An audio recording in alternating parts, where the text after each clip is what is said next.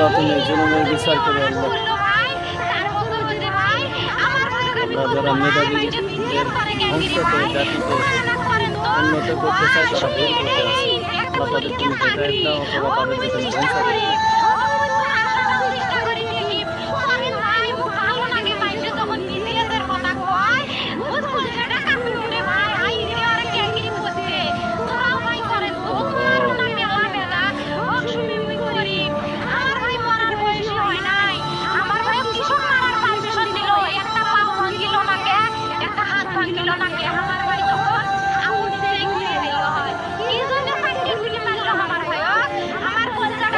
আমার